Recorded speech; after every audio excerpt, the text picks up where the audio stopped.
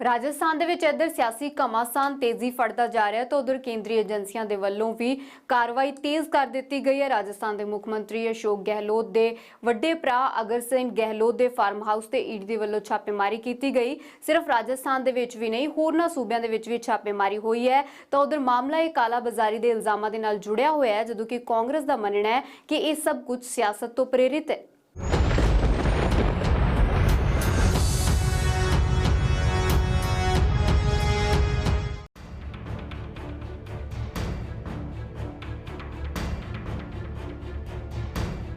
Red राज पैदा किया हुआ है। आपके रेड राज से राजस्थान डरने वाला नहीं, आपके रेड राज से राजस्थान की 8 करोड़ जनता घबराने वाली नहीं। मुख्यमंत्री अशोक गहलोत जी तो पहले ही कह चुके हैं कि ये मेरे भाई पर, मंत्रियों पर, अभी ये कार्रवाई कुछ मंत्रियों पे भी होगी। हमें पता है मंत्रियों के यहाँ मुख्यमंत्री ये तो कुछ भी कर सकते हैं। अभी तो मुख्यमंत्री के भाई के यहाँ गए हैं, हम तो इंतजार ही कर रहे हैं कि कब ये मुख्यमंत्री, मंत्री, सेक्रेटरीट कहीं भी घुस सकते हैं। ये ਅੱਗ ਬਬੂਲਾ ਹੋ ਰਹੇ ਕਾਂਗਰਸ ਦੇ ਲੀਡਰ ਇਹ ਤਿੱਖੇ ਤੇਵਰ ਉਦੋਂ ਦਿਖਾਏ ਗਏ ਜਦੋਂ ਈਡੀ ਨੇ ਗਹਿਲੋਤ ਕ੍ਰਿਸ਼ੀ ਫਾਰਮ ਹਾਊਸ ਦਾ ਦਰਵਾਜ਼ਾ ਖੜਕਾਇਆ। ਗਹਿਲੋਤ ਕ੍ਰਿਸ਼ੀ ਫਾਰਮ ਹਾਊਸ ਅਸ਼ੋਕ ਗਹਿਲੋਤ ਦੇ ਵੱਡੇ ਭਰਾ ਦਾ ਠਿਕਾਣਾ बुधवार सवेर तकरीबन 9 बजे इत्थे ईडी दी टीम पहुंची। जोधपुर दे मंडोर इलाके च पैंदे इस फार्म हाउस च कई घंटियां तक ईडी दी जांच चलदी रही। उधर तलाशियां हो रही सन ते इधर सियासी इल्जाम तराशियां। 22 जुलाई को श्री अग्रसेन गहलोत, जिनका कसूर केवल इतना है कि वो मुख्यमंत्री श्री अशोक गहलोत के बड़े भाई हैं, ना वो राजनीति में है ना उनका राजनीति से कोई सरोकार। आज उनके घर पर सुबह से केंद्रीय सशस्त्र बल लगाकर ईडी की रेड कर रहे हैं। सीआरपीएफ और बीएसएफ को वो साथ लेकर आए हैं। आदरणीय नरेंद्र मोदी जी, आपने इस देश में रेड राज पैदा किया हुआ है। आपके रेड राज से राजस्थान डरने वाला नहीं, आपके रेड राज से राजस्थान की 8 करोड़ जनता घबराने वाली नहीं, आपके रेड राज से आपकी ईडी, आपके इनकम टैक्स, आपकी सीबीआई, जो भाजपा के अग्रिम संगठन हैं, जब सब कुछ फेल हो जाता है, जब पार्टी फेल हो जाती है, जब भाजपा का नेतृत्व फेल हो जाता है, तो ईडी, सीबीआई और इनकम टैक्स आगे आ जाते हैं। राजस्थान के मुख्यमंत्री अशोक गहलोत, राजस्थान के बहादुर विधायक डरने वाले नहीं। आप अपनी रेड और सीबीआई और ईडी और इनकम टैक्स, इसकी धमकी से कोई और डर गए होंगे, किसी और को आपने डरा लिया होगा दूसरे प्रांतों में, परंतु ना राजस्थान की 8 करोड़ बहादुर जनता डरने वाली, न श्री अशोक गहलोत और कांग्रेस के विधायक डरने वाले, और ना हमारी सरकार अस्थिर होने वाली। आपके अंदर जितनी ताकत है, जितनी हिम्मत है, जितना और जुल्म करना है, जितना और गैर कानूनी कार्य करना है, वो करिए। सरकार को गिराने के लिए हर ओछे हथकंडे केंद्र की भाजपा सरकार अपना रही है। पहले कांग्रेस के कार्यकर्ताओं के यहाँ पे छापे पड़े, आज एक्स एमपी बद्री झाकड़ के यहाँ पे छापा पड़ा। लगातार लोगों को डराने धमकाने की कार्रवाई ये शुरू कर चुके हैं। मैं इतना कह सकता हूँ, इनकी कार्रवाई से कोई डरने वाला नहीं है। लोकतंत्र को खत्म करने की साजिश है। अब तो एक ही काम बाकी रह गया कि सिर्फ गोलियां चला दे बीजेपी की सरकार, केंद्र की सरकार आकर, और गोलियां मार के कब्जा कर ले राज्य पर। जो जिस स्तर पर बीजेपी आ गई है, उससे बीजेपी को तय कर लेना चाहिए। महंगाई की चिंता नहीं है, कोरोना की चिंता नहीं है, देश में बेरोजगारी की चिंता नहीं है, मजदूर की, गरीब की चिंता नहीं है। हालात खराब है, पब्लिक को रिलीफ देते नहीं है, रोजी रोटी की व्यवस्था करते नहीं है। तो जो सरकार इन सब मुद्दों से अलग हटकर सिर्फ सरकारों पर कब्जा करने के लिए लड़ रही हो, वो सरकार देश का भला नहीं कर सकती। ईडी ਦੀ ਨਜ਼ਰ 'ਚ ਆਏ ਅਗਰਸੇਨ ਗਹਿਲੋਤ ਮੁੱਖ ਮੰਤਰੀ ਦੇ ਵੱਡੇ ਭਰਾ ਨੇ ਅਤੇ ਪਹਿਲਾਂ ਵੀ ਵਿਵਾਦਾਂ 'ਚ ਘਿਰ ਚੁੱਕੇ ਨੇ। ਅਗਰਸੇਨ ਖਾਦ ਅਤੇ ਬੀਜ ਦਾ ਕਾਰੋਬਾਰ ਕਰਦੇ ਨੇ। ਅਨੁਪਮ ਖੇਤੀਬਾੜੀ ਕੰਪਨੀ ਦੇ ਮਾਲਿਕ ਨੇ। कस्टम महकमे ने केस चलाया सी, कंपनी ते 7 करोड़ का जुर्माना लाया सी। 2017 च अगरसेन गहलोत का नाम ਫਰਟੀਲਾਈਜ਼ਰ ਘੁਟਾਲੇ 'ਚ ਸਾਹਮਣੇ ਆਇਆ। 2007 ਤੋਂ 2009 ਤੱਕ ਕਿਸਾਨਾਂ ਦਾ ਹੱਕ ਮਾਰ ਨਿੱਜੀ ਕੰਪਨੀਆਂ ਨੂੰ ਫਾਇਦਾ ਪਹੁੰਚਾਉਣ ਦਾ ਇਲਜ਼ਾਮ ਲੱਗਿਆ। ਇਲਜ਼ਾਮ ਨੇ ਕਿ ਕਿਸਾਨਾਂ ਨੂੰ ਵੇਚਣ ਲਈ ਪੋਟਾਸ਼ ਲਿਆਂਦਾ ਪਰ ਮਲੇਸ਼ੀਆ ਤੇ ਹੋਰ ਦੇਸ਼ਾਂ ਨੂੰ ਵੇਚ ਦਿੱਤਾ। DRI ਨੇ 2013-14 'ਚ ਘੁਟਾਲਾ ਫੜਿਆ, ਫਿਰ ਜਾਂਚ ED ਨੂੰ ਸੌਂਪੀ। ਉਸ ਵੇਲੇ ਅਸ਼ੋਕ ਗਹਿਲੋਤ ਰਾਜਸਥਾਨ ਦੇ ਤਤਕਾਲੀ ਮੁੱਖ ਮੰਤਰੀ ਸਨ। 2017 'ਚ BJP ਨੇ ਅਸ਼ੋਕ ਗਹਿਲੋਤ ਤੇ ਜ਼ੋਰਦਾਰ ਹਮਲਾ ਬੋਲਿਆ ਸੀ। ਰਾਜਸਥਾਨ, ਪੱਛਮੀ ਬੰਗਾਲ, ਗੁਜਰਾਤ ਅਤੇ ਦਿੱਲੀ 'ਚ ਤਲਾਸ਼ੀ ਅਭਿਆਨ ਚਲਾਇਆ ਗਿਆ। ਰਾਜਸਥਾਨ 'ਚ ਜਿੱਥੇ ਇੱਕ ਪਾਸੇ ਮੁੱਖ ਮੰਤਰੀ ਅਸ਼ੋਕ ਗਹਿਲੋਤ ਅਤੇ ਸਾਬਕਾ ਉਪ ਮੁੱਖ ਮੰਤਰੀ ਸਚਿਨ ਪਾਇਲਟ ਦੇ ਦਰਮਿਆਨ ਸਿਆਸੀ ਜੰਗ ਚੱਲ ਰਹੀ ਹੈ, ਤਾਂ ਉਧਰ ਦੂਜੇ ਪਾਸੇ ED, CBI ਵਰਗੀਆਂ ਕੇਂਦਰੀ ਜਾਂਚ ਏਜੰਸੀਆਂ ਰਾਜਸਥਾਨ ਦੇ ਮੁੱਖ ਮੰਤਰੀ ਗਹਿਲੋਤ ਦੇ ਕਰੀਬੀਆਂ ਤੇ ਸ਼ਿਕੰਜਾ ਕੱਸ ਰਹੀਆਂ ਨੇ। 13 ਜੁਲਾਈ IT ਕਾਂਗਰਸੀ ਲੀਡਰ ਰਾਜੀਵ ਅਰੋੜਾ, ਧਰਮੇਂਦਰ ਰਾਠੌੜ ਦੇ ਟਿਕਾਣਿਆਂ ਤੇ ਛਾਪੇ ਪਏ। 20 ਜੁਲਾਈ ਨੂੰ CBI ਕਾਂਗਰਸੀ MLA ਕ੍ਰਿਸ਼ਨ ਪੁਨੀਆ ਤੋਂ ਪੁੱਛਗਿੱਛ ਕਰਦੀ ਹੈ। 21 ਜੁਲਾਈ ਨੂੰ CBI CM ਦੇ OSD ਦੇਵਰਾਮ ਸੈਣੀ ਤੋਂ ਪੁੱਛਗਿੱਛ ਕਰਦੀ ਹੈ। 22 ਜੁਲਾਈ ਨੂੰ ED ਮੁੱਖ ਮੰਤਰੀ ਦੇ ਵੱਡੇ ਭਰਾ ਦੇ ਟਿਕਾਣਿਆਂ ਤੇ ਛਾਪੇ ਮਾਰਦੀ ਹੈ। जैसे ही राजस्थान में भारतीय जनता पार्टी का चुनी हुई सरकार को गिराने का षड्यंत्र शुरू हुआ तो 13 जुलाई 2020 को इनकम टैक्स और ED के छापे मारे गए। कांग्रेस नेता राजीव अरोड़ा पर, धर्मेंद्र राठौड़ पर और इस फेयरमाउंट होटल के मालिक रतन शर्मा पर डराने का, धमकाने का, दबाने का, कुचलने का प्रयास किया गया। जब उन्हें लगा वो इस षड्यंत्र में कामयाब नहीं होंगे, क्योंकि उन्होंने राजस्थान की अस्मत को चुनौती दी है, राजस्थान के स्वाभिमान को चुनौती दी है, प्रजातंत्र को चुनौती दी है, जनमत को चुनौती दी है, तो फिर उन्होंने 20 और 21 जुलाई 2020 को इनकम टैक्स और ED के बाद CBI भेज दी। हमारी एक विधायिका साथी जिन्होंने खेल के क्षेत्र में देश का और राजस्थान का नाम रोशन किया, कृष्णा पूनिया जी से 21 और 22 जुलाई 2020 को जबरन CID की टीम्स भेजकर जांच करवाई गई। 20 और 21 जुलाई 2020 को CBI की उनसे पूछताछ की गई।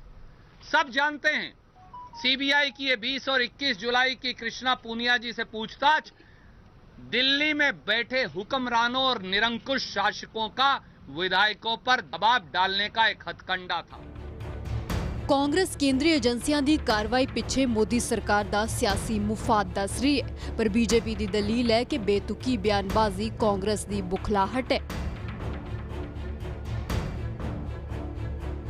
मुझे लगता है कि ये आरोप राजस्थान की सरकार पर भी आराम से लग सकता है, लेकिन केंद्रीय एजेंसियां हैं वो बहुत आनन फानन में उनकी कार्रवाई नहीं होती है। उसके लिए उनका एक निश्चित प्रक्रिया होती है, बहुत लंबे समय तक उनकी सर्वे और सर्च वगैरह होती है। नहीं चल सकता। एक तरफ तो आप ED और अगर CBI या इनकम टैक्स अपने कोई कार्रवाई करती है और अपने स्वाभाविक, आज जहाँ तक CBI का विषय है, CBI के पास आप SHO का मामला तो राजस्थान सरकार ने दिया है और राजस्थान सरकार की रिक्वेस्ट के ऊपर CBI काम कर रही है।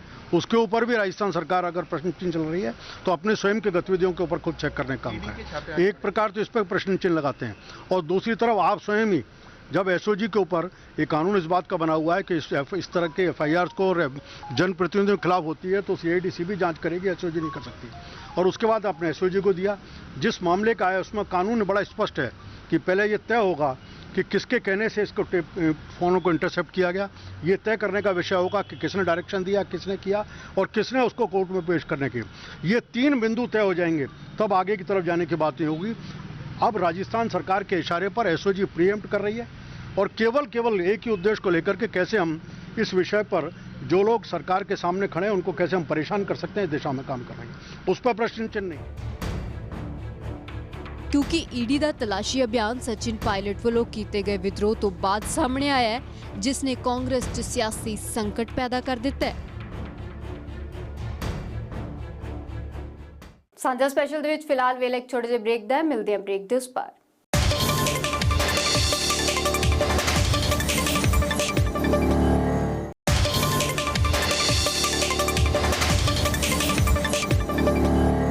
ਰਾਜਸਥਾਨ ਦੀ ਸਿਆਸੀ ਲੜਾਈ ਹੁਣ ਸੁਪਰੀਮ ਕੋਰਟ ਦੀਆਂ ਬਰੂਹਾਂ ਤੱਕ ਪਹੁੰਚ ਗਈ ਹੈ।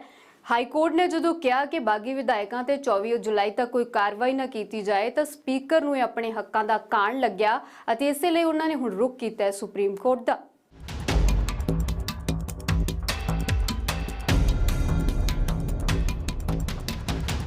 स्पीकर कॉन्स्टिट्यूशन बेंच के जजमेंट के बाद 92 से लगाकर आज तक एक भी जजमेंट ऐसा नहीं है जिस जजमेंट में शो काज की स्टेज पर कोर्ट का इंटरवेंशन हुआ है। ਰਾਜਸਥਾਨ ਦਾ ਸਿਆਸੀ ਸੰਗਰਾਮ ਜੈਪੁਰ ਤੋਂ ਹੁਣ ਦਿੱਲੀ ਪਹੁੰਚ ਗਿਆ। ਸਪੀਕਰ ਸੀਪੀ ਜੋਸ਼ੀ ਹਾਈਕੋਰਟ ਦੇ ਫੈਸਲੇ ਤੋਂ ਖਫਾ ਨੇ, ਹੱਕਾਂ ਦਾ ਕਾਣ ਹੋਇਆ। ਇਸ ਲਈ ਉਦਾਹਰਨ ਦੇ ਰਾਜਸਥਾਨ ਵਿਧਾਨ ਸਭਾ ਦੇ ਸਪੀਕਰ ਜੋਸ਼ੀ ਮਾਮਲਾ ਸੁਪਰੀਮ ਕੋਰਟ ਦੀਆਂ ਬਰੂਹਾਂ ਤੱਕ ਲੈ ਗਏ ਨੇ। तो ये उस अथॉरिटी को डिमिनिश कमजोर करने का काम है जो संसदीय लोकतंत्र के लिए खतरा है। As a speaker my simple कोई मेरे पास एप्लीकेशन नहीं, उसके लिए मैंने जानकारी देने का एक तरीका होता है, वो नियम बने, मैं उसमें शोकाज नोटिस दिया कि ये मेरे पास है, इसको आपको क्या बोलना, दैट्स ऑल। ਸਪੀਕਰ ਨੇ ਪੁੱਛਿਆ ਕਿਉਂ ਨਾ ਕਾਰਵਾਈ ਹੋਵੇ। ਜਦੋਂ ਕਾਰਵਾਈ 'ਚ ਅੜਿੱਕਾ ਪਿਆ ਤਾਂ ਗੁਹਾਰ ਸੁਪਰੀਮ ਕੋਰਟ ਨੂੰ ਲਾਈ। ਮਾਮਲਾ ਭਾਵੇਂ ਕਾਨੂੰਨੀ ਦਾ ਪੇਚ 'ਚ ਫਸਿਆ ਹੈ, ਪਰ ਸਿਆਸਤ ਵੀ ਸਿਖਰਾਂ ਤੇ ਹੈ। लोकतंत्र की खूबसूरती ये है कि उसमें जब विधायिका में चर्चा के बाद में कोई समाधान नहीं होता तो न्यायपालिका उस पर पूरी तरीके से व्याख्या करती है। और ये केवल पहला इंसिडेंट नहीं है, अनेकों अवसरों पर संवैधानिक व्यवस्थाओं की, प्रावधानों की व्याख्या अलग अलग रूपों में अलग अलग समय पे हुई है। ये सामान्य सी बात है कि जो परिस्थितियां उत्पन्न हुई है उसका समाधान किस तरीके से हो, तो अंत में हम ये मानते हैं कि न्यायपालिका जो निर्देशित करती है उसकी अनुपालना सब लोग करते हैं। ये पहला अवसर नहीं है, इस तरीके के अनेक प्रदेशों में, देश में भी ऐसी बहुत सारी परिस्थितियां पैदा हुई थी जिस पर न्यायपालिका ने अपनी तरफ से इंटरवीन भी किया और व्याख्या भी की है। इसलिए ये हमारे देश की लोकतंत्र की खूबसूरती है कि विधायिका और न्यायपालिका ये किसी नतीजे पर पहुंचती हैं और निर्देशित करती हैं, तो उन संकट का या इस तरीके की संवैधानिक जो गतिविरोध होता है उसका समाधान होता है। ये उनका अधिकार है कि अपने अधिकारों को लेकर के सुप्रीम कोर्ट जाने की बात करें। लीगल इंटरप्रिटेशन है, एक बार तय होगा। जहाँ तक सुप्रीम हाई कोर्ट का फैसला है, उन्होंने अपने जजमेंट को रिजर्व किया है और ये भी राइट हाई कोर्ट का है, जजमेंट को रिजर्व करते हुए। जनरल लीगल प्रॉपर्टी होती है जब हाई कोर्ट में कोई इशू पेंडिंग है और उस इशू के ऊपर फाइनल जजमेंट के लिए पेंडिंग है तो दोनों पार्टीज उसके स्टेटस को रखते हैं, उसके ऊपर आगे मूव नहीं करती। एक जनरल लीगल प्रॉपर्टी भी, और इंटरप्रेट सुप्रीम कोर्ट कैसे करता है इसको देखने का विषय रहेगा। दूसरी बात ये रहेगी, जहाँ तक हाई कोर्ट का विषय, मुझे लगता है जितनी मेरी कानून की समझ है उस सारी स्थिति में हाई कोर्ट ने अपने ऑर्डर को रिजर्व किया और कहीं भी केवल हाई कोर्ट को अभी तक कोई किसी तरह की नहीं है, अपने आगे की कार्रवाई करने के लिए स्वतंत्र हो। 14 जुलाई ਨੂੰ ਸਪੀਕਰ ਨੇ ਵਿਧਾਇਕਾਂ ਨੂੰ ਨੋਟਿਸ ਦਿੱਤਾ। 19 ਵਿਧਾਇਕਾਂ ਨੂੰ ਅਯੋਗਤਾ ਦਾ ਨੋਟਿਸ ਦਿੱਤਾ ਗਿਆ। 17 ਜੁਲਾਈ ਨੂੰ ਦੁਪਹਿਰ ਤੱਕ ਜਵਾਬ ਤਲਬ ਕੀਤਾ ਗਿਆ। 15 ਜੁਲਾਈ ਨੂੰ ਸਪੀਕਰ ਨੇ ਬਾਗੀ ਵਿਧਾਇਕਾਂ ਨੂੰ ਅਯੋਗ ਐਲਾਨਣ ਦੀ ਪ੍ਰਕਿਰਿਆ ਸ਼ੁਰੂ ਕੀਤੀ ਸੀ। ਸਵਾਲ ਉੱਠਿਆ ਕਿ ਪਾਰਟੀ ਵਿਰੋਧੀ ਗਤੀਵਿਧੀਆਂ ਤੇ ਬਾਗੀਆਂ ਨੂੰ ਅਯੋਗ ਕਿਉਂ ਨਹੀਂ ਐਲਾਨ ਦਿੱਤਾ ਜਾਣਾ ਚਾਹੀਦਾ।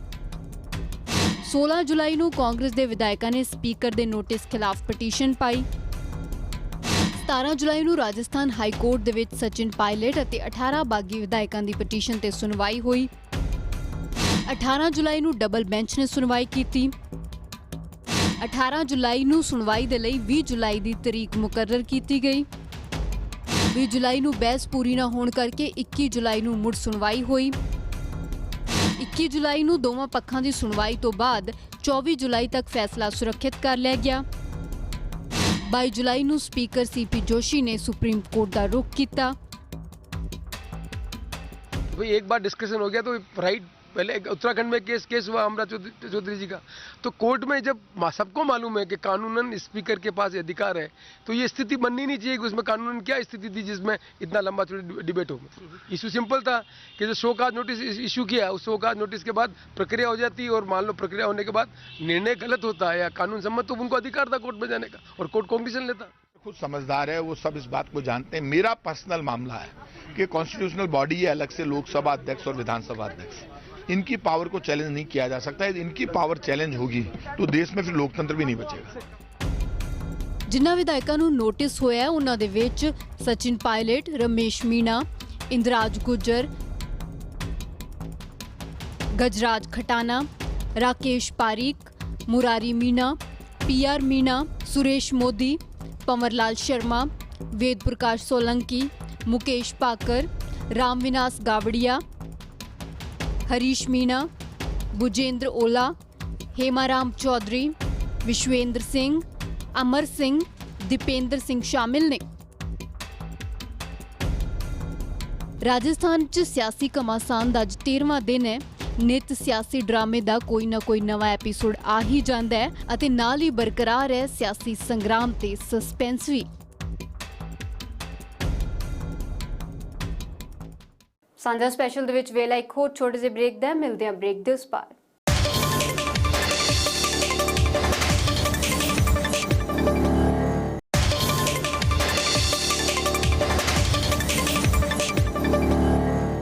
तेरह दिन हो गए ने राजस्थान के सियासी संग्राम नूं, जिस दे विच नित नवां कोई मोड़ आउंदा है, नित नवे बयान आउंदे ने। तुहानूं दसदे हां कि राजस्थान दे विच पई सियासी फुट दीआं तरेड़ां आखिर पैणीआं कदों शुरू होईआं सन।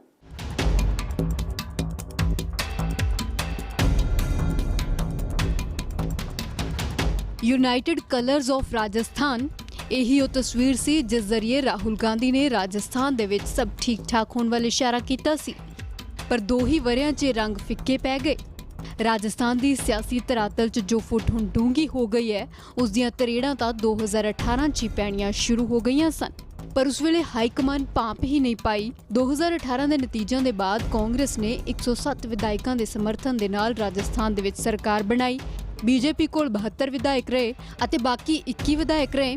अशोक गहलोत अते सचिन पायलट दे विच मुख मंत्री दे अहुदे नूं लै के पेच फसिया, जिसनूं साल 2018 विच हाईकमान ने सियाणप दे नाल सुलझा लिया। राजस्थान के मुख्यमंत्री अशोक गहलोत बने, जदों कि उप मुख्यमंत्री के अहुदे नाल सचिन पायलट नूं सबर करना पिया, पर अंदरों अंदर सुलग रही अग हुण पांबड़ बन गई है। राजस्थान कांग्रेस की इस स्थिति के पिछे कई कारण ने। यह विवाद SOG के उस नोटिस के नाल शुरू होया जो सचिन समेत कई लोगों नूं भेजा गया। सरकार के गठन बाद उप मुख्यमंत्री अहुदे नाल संतुष्ट होने वाले सचिन पायलट गृह विभाग भी मंग रहे सन।